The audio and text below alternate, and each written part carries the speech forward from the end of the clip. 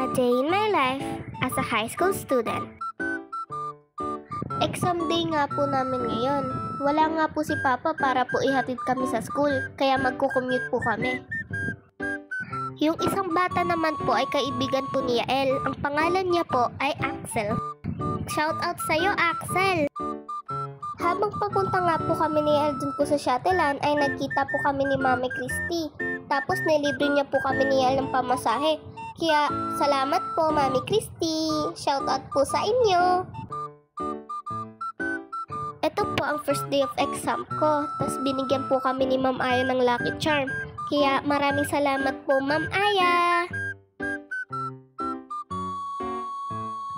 Ito naman po ay video ng second day ng exam ko po.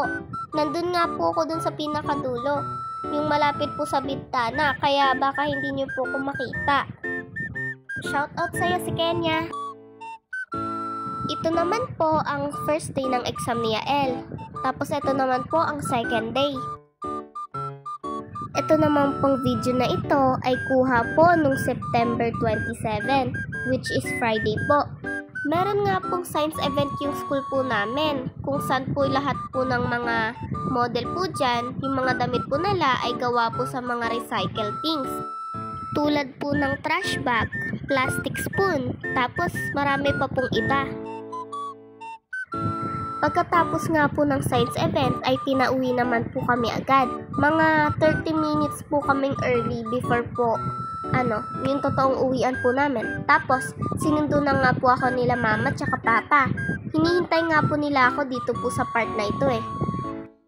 Habang hinihintay nga po ako ni Mama ay may na-meet po si Mama mga estudyante na nagpapa-shoutout po. Kaya shoutout po sa inyo kahit hindi ko po kayo kilala.